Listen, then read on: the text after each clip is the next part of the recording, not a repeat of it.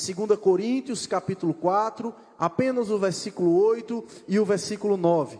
O texto vai nos dizer o seguinte: em tudo somos atribulados, mas não angustiados, perplexos, mas não desanimados, perseguidos, mas não desamparados, abatidos, mas não destruídos.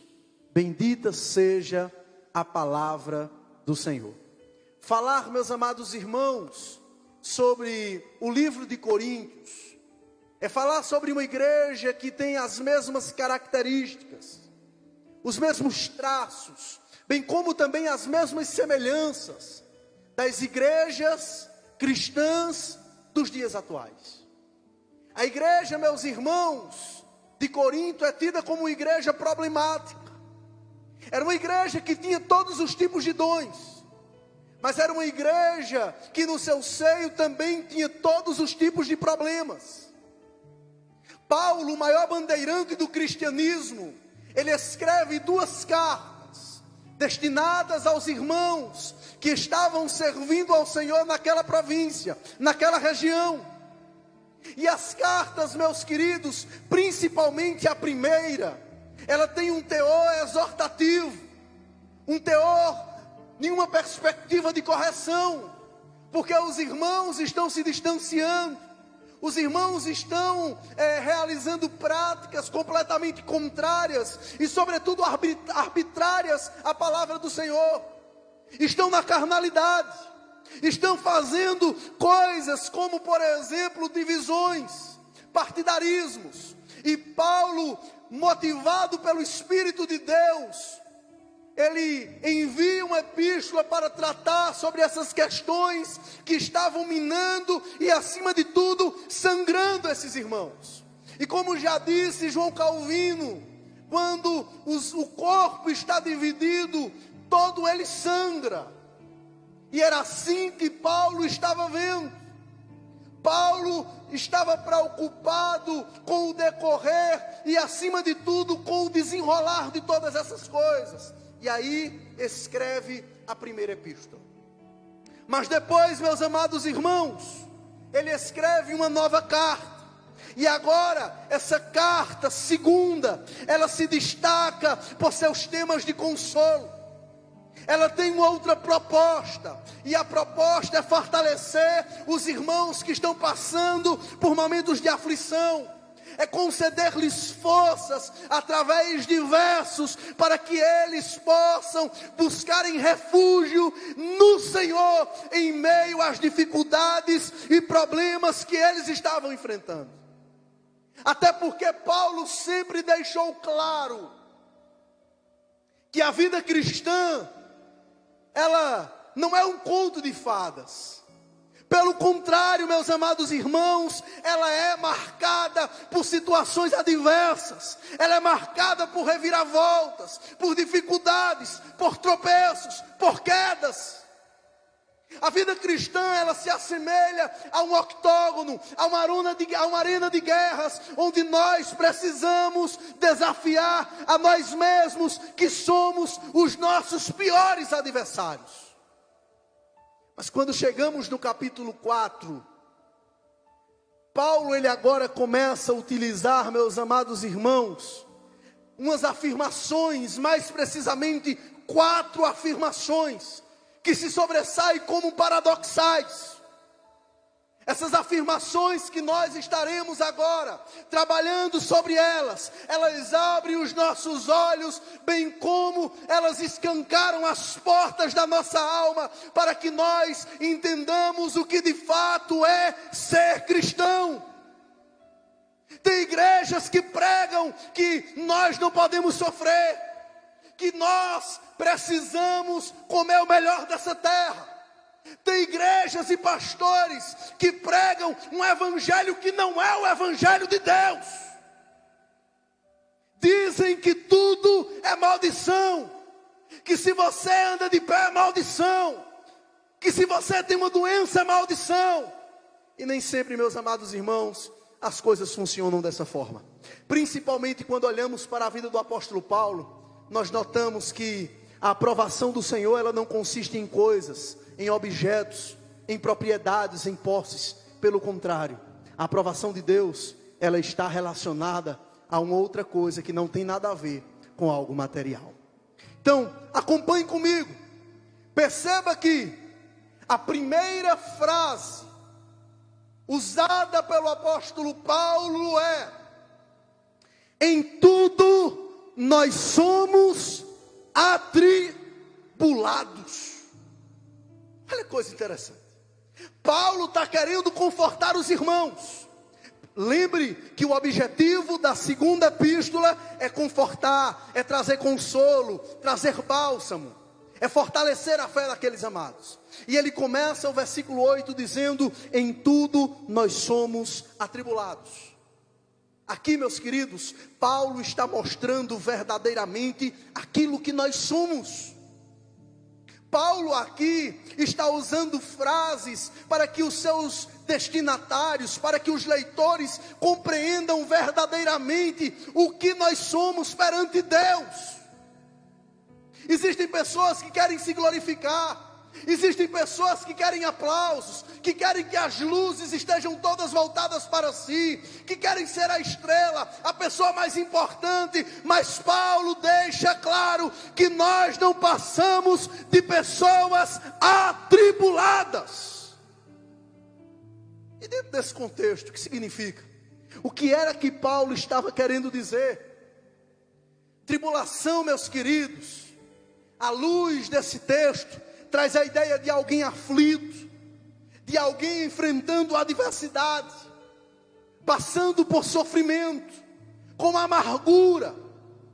A tribulação dentro desse contexto, uma pessoa atribulado, traz a ideia de alguém que está sendo comprimido, que está sendo espremido como uma uva e pressionado firmemente.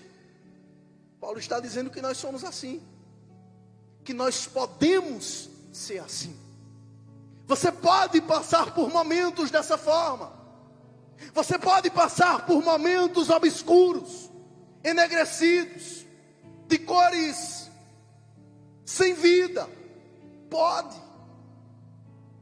Agora, ele completa a sua frase dizendo o seguinte: mas vocês, ou melhor, mas nós não seremos angustiados. Olha que coisa interessante. Ele diz: nós podemos ser atribulados, porém não angustiados. E você pode estar se perguntando: mas pastor, o que é que significa essa palavra, angustiado? Porque eu uso tanto, estou com angústia no meu coração, eu estou com angústia, eu estou com isso. Bem, à luz do texto, angústia traz a ideia de alguém que está dolorosamente restringido em espírito. Alguém que foi atingido, mas atingido de morte. E ele está deixando claro aqui que nós podemos ser atribulados. Nós podemos ser pressionados, nós podemos sim ser comprimidos, exprimidos, nós podemos sim passarmos por momentos de dificuldade e de caos, mas jamais Ele permitirá que a nossa alma, bem como o nosso espírito, seja atingido com espírito de morte, jamais, porque Ele nos cuida, Ele nos guarda, a sombra do Altíssimo é o nosso refúgio. Glória seja dada ao Senhor Jesus. Você que está me ouvindo nesse momento, você que está assistindo essa mensagem, não sei se por seu telefone, pelo seu tablet, ou na casa de um amigo ou parente, Deus manda te dizer nesta hora, Deus manda te dizer neste momento, que você jamais passará por um momento como esse descrito no texto. Deus deixa claro, através dos escritos paulinos, registrado em Coríntios, que passaremos por momentos de tribulação, mas angústia como esse do contexto não, porque Ele vai estar conosco em todos os momentos. Se passarmos pelas águas, elas não irão submergir. Se passarmos pelo fogo, brasa alguma arderá em nós. Ele tem cuidado da nossa vida. Glória seja dada ao Senhor Jesus. Eu disse que são 4 frases, 4 afirmações. Já vimos a primeira, e agora eu queria trabalhar com você a segunda. Diz o seguinte: perplexos, mas não desanimados. Perplexos, mas não desanimados. O que é que ele está querendo dizer? Ele está dizendo que nós podemos passar por momentos onde a perplexidade, ela vai nos encontrar. Pastor, o que é que significa isso, pastor? Perplexo traz a ideia de alguém que fica espantado. Perplexo traz a ideia de alguém admirado, de alguém atônito. Também pode estar relacionado com alguém que está embaraçado, em dúvida, de alguém que está perdido, de alguém que está sem saber qual caminho deve seguir e quais decisões deve tomar. Isso é perplexidade. E nós podemos enfrentar momentos dessa forma. Eu não sei você, mas comigo já aconteceu várias vezes. Já chegou momentos de que eu não sabia o que fazer. Eu não sabia por quais caminhos trilhar. A dúvida, ela permeava sobre a minha alma. E eu não sabia mais discernir o que era certo do que era errado. Em outras palavras, eu não conseguia mais, de forma alguma, compreender as coisas, porque a minha mente e a minha visão, ela estava ofuscada, embaraçada, toda nublada. Talvez já aconteceu isso com você. E isso, provavelmente, vai acontecer com outras pessoas. Paulo está dizendo que é possível estarmos em tais situações. Paulo está dizendo que é possível enfrentarmos crises, fases, ciclos, momentos da nossa vida, onde a perplexidade, ela nos abraça e torna-se um agasalho em nossa vida e que não quer nos deixar. Agora, ele nos diz o seguinte: vocês podem ser perplexos ou estarem perplexos, mas vocês jamais serão desanimados. Olha que coisa interessante. Às vezes, meus irmãos, nós também usamos muito essa palavra, desanimado. Estou meio desanimado, estou desanimado com a vida, eu estou desanimado com o trabalho, eu estou desanimado com o esposo. Não, com o esposo não, as mulheres nunca dizem isso, né? Porque eles nunca fazem nada para elas dizerem isso. Mas os homens dizem muitas vezes: estou desanimado com minha esposa, né? Brincadeiras à parte, mas essa palavra ela é muito comum em nosso vocabulário. Essa palavra ela é muito comum no nosso dia a dia. E ela, meus amados irmãos, Paulo está dizendo que nós não enfrentaremos tais momentos. E no grego, nos escritos originais, essa palavra tem uma outra conotação dos dias atuais. Aqui no texto, essa palavra traz a ideia de alguém que perdeu o ânimo, de alguém que não tem mais coragem para viver, e que não possui mais nenhum motivo para continuar existindo. Desanimado dentro desse contexto é alguém que desistiu da vida, alguém que não quer mais viver.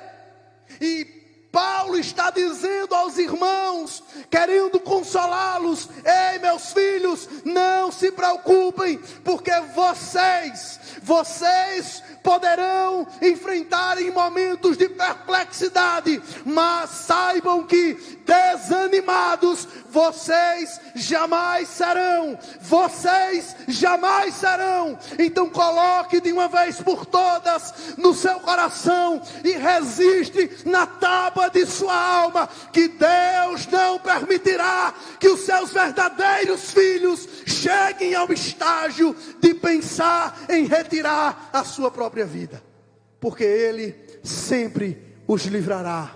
Ele sempre intervirá nestes processos e em tais momentos. Amém, meus queridos? A terceira frase, a terceira afirmativa de Paulo é a seguinte. Ele diz: perseguidos, mas não desamparados. Mais uma vez, ele utiliza duas palavras para contrastar, para que as pessoas entendam os limites, para que as pessoas, os destinatários, os leitores, entendam o que de fato ele está dizendo. Quando ele diz que nós podemos ser perseguidos, em outras palavras, ele está querendo que as pessoas entendam que perseguição está relacionado com alguém que está sendo buscado de modo hostil. Perseguição, dentro desse contexto, traz a ideia de alguém que está sob pressão. Os originais trazem, meus irmãos, como exemplo, a ideia de um animal que está sendo caçado ferozmente pelo seu predador. E assim acontece muitas vezes na nossa vida. Quantas e quantas vezes você já não foi perseguido? Perseguido pelo irmão da igreja, perseguido por um amigo, perseguido por alguém do seu prédio, perseguido por alguém da sua família. Quantas e quantas vezes você não é perseguido, até mesmo pelas pessoas que você nem imaginaria que fossem os seus perseguidores? Perseguição vai existir. Às vezes você pensa de uma maneira diferente, completamente contrária a outra pessoa, e isso já é motivo de perseguição. É muito comum vermos isso no âmbito do futebol. Aquele que torce para o Náutico é perseguido por que torce pelo Santa Cruz, que por sua vez também é perseguido por aquele que torce pelo esporte. Isso faz parte da vida. No âmbito político, aquele que torce por A é perseguido por quem torce por B. O que torce por C também é perseguido pelo que torce por D. Então vai fazer parte. Paulo está deixando claro. Paulo sempre jogou limpo. Paulo sempre mostrou claramente o que é viver. Paulo está dizendo: vocês enfrentarão perseguições. Quantas perseguições não existem no âmbito do comércio? Você começa a fazer uma coisa, você tem uma ideia, quando é amanhã, 30, 50 pessoas querem fazer a mesma coisa que você está fazendo. Pessoas que não têm criatividade. Perseguição sempre vai existir. Quantas e quantas pessoas que começam a desenvolver, a desempenhar um papel, a desenvolver uma atividade, e quando é daqui a pouco, aí o concorrente, com raiva porque está perdendo o cliente, faz o quê? Começa a perseguir você. Olha, o trabalho de fulano não presta, o que ela fez não deu certo, o que fulano fez não tem futuro, enfim, perseguição. Aprenda a lidar com elas. Gerencie suas emoções para que você possa saber enfrentar quando elas chegarem batendo em sua porta. Paulo está dizendo: vocês serão perseguidos. Uns, muitas vezes, como um animal é perseguido pelo seu predador. Agora, queridos, preste atenção na terceira frase. Ele diz: perseguidos vocês podem ser, contudo, jamais vocês serão desamparados. Glória seja dada ao Senhor. Você pode dar um glória a Deus na sua casa? Você pode render graças a Ele por essa frase: glória seja dada a Deus. Os escritos originais traz a ideia de desamparo como falta de proteção, como falta de amparo, como abandono. Jamais Ele permitirá tais situações. Não importa o que você esteja fazendo, não importa como têm sido os seus dias, não importa o real estado da tua condição emocional, Deus não vai te desamparar. Os teus pais podem abandonar, A palavra nos diz que mesmo que uma mãe esqueça de um filho que amamenta, ele todavia jamais se esquecerá de vós, porque o teu nome está escrito na palma de sua mão. Então, meu querido, não ouça as mentiras de Satanás, não dê ouvido àquilo que o inimigo tem ministrado ao teu coração, não dê ouvido àquilo que os demônios têm falado sobre o teu ouvido, não ouça as vozes periféricas. Ele está contigo, você não está sozinho, você não é órfão, você tem um dono, como diz uma canção de Emerson Augusto, você tem um dono, você não é obra do acaso, assim como o oleiro que constrói o vaso, o Senhor te fez com suas próprias mãos. Você tem um dono que está sentado no trono de glórias, escrevendo cada página da tua história, cada ponto, cada vírgula, cada exclamação. Você é nação santa, geração eleita, propriedade exclusiva do Senhor. Você foi escolhido pelas mãos de Deus, ungido para ser mais que vencedor. Não seja derrotado pelo inimigo, não foi para ser vencido que Deus te criou. É isso que precisamos entender, meus irmãos. Você tem um dono. Você tem alguém velando por sua vida, você tem alguém que está no controle da sua existência, você não está só, você não está pelejando sozinho, 1000 cairão do teu lado, 10.000 à tua direita, mas tu não serás atingido, sabe por quê? Não é porque você é forte não, é porque o Espírito Santo ele intercede por você com gemidos inexprimíveis, é porque você tem alguém que está 24 horas trabalhando em seu favor. Amém, meus irmãos? Então lembre, você pode sim enfrentar momentos de perseguição. Agora, desamparo, jamais. Ele estará contigo. Foi por isso que Cristo substitutivamente foi àquela cruz. Amém, meus queridos? E por fim, a quarta frase que Paulo utiliza para confortar os irmãos é: abatidos vocês podem ser, mas não destruídos. Olha que coisa fantástica. Ele diz: abatidos vocês podem ficar, agora destruídos vocês jamais serão. Sabe por quê? Porque a vitória é nossa, por intermédio do sangue de Cristo. A vitória é nossa, por intermédio do Cordeiro imaculado, que veio ao mundo e que tirou o pecado. Glória a Deus. E o que significa abatido, meus irmãos? Abatido dentro desse contexto traz a ideia de alguém cansado, de alguém fadigado, de alguém que está prostrado. Abatido traz a ideia e é resultado de muito trabalho, alguém que está intensamente fadigado por trabalhos contínuos. Pode acontecer. Quantas e quantas vezes, depois de uma longa jornada de trabalho, quantas e quantas vezes nós não nos cansamos? Cansamos, e aí precisamos repor nossas energias. Quantas e quantas vezes, meus amados irmãos, em momentos de grandes tensões, de muitos investimentos e sem resultado, no final, a gente fica prostrado. Pense comigo sobre uma perspectiva de um atleta de UFC, de boxe, passa 6 meses, 3 meses, 4, longe da família, refugia-se em um local apenas com seus treinadores, para se preparar para um combate, para se preparar para uma luta, para se preparar para enfrentar o seu adversário.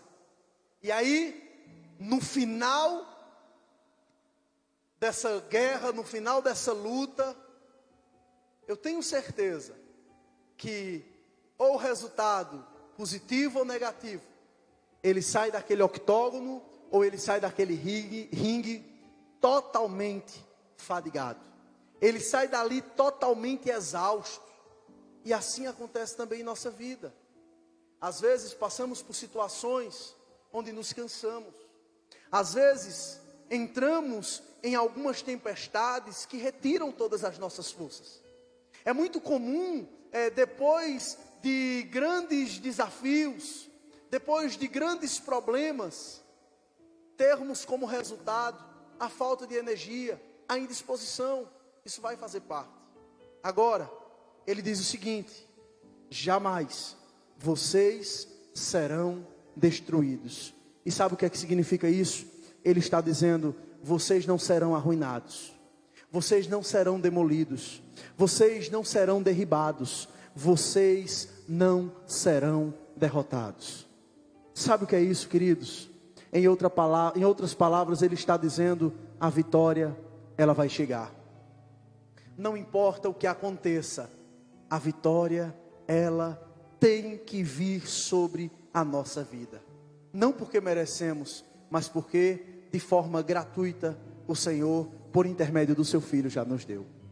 Então, grave, para finalizarmos, grave em sua mente, em primeiro lugar, você pode até ser espremido, você pode até ser pressionado, agora angustiado ao ponto de ter e de colocar um ponto final em sua vida, jamais. Segunda coisa, guarde na tábua do seu coração. Você pode até estar em dúvida, você pode até estar perdido, sem saber qual é o caminho. Agora, saiba de uma coisa: entregar os pontos, Ele não vai permitir que isso aconteça. Em terceiro lugar, você pode até estar sendo caçado como animal pelo seu predador. Agora, jamais sentirá o desamparo e o abandono de Deus, porque Ele está contigo em todos os momentos. E para finalizar, você pode até ficar cansado, ou até mesmo prostrar-se diante de algumas situações, mas saiba de uma coisa: ser destruído e derrotado jamais acontecerá, porque Ele já nos deu a vitória por intermédio do seu Filho Jesus, o Cordeiro, aquele que veio à terra para morrer no meu e seu lugar. Que Deus abençoe, que Deus aplique essa mensagem sobre o seu coração, que Deus ministre essa mensagem sobre sua vida, e não permita que nada nem ninguém a roube da sua alma.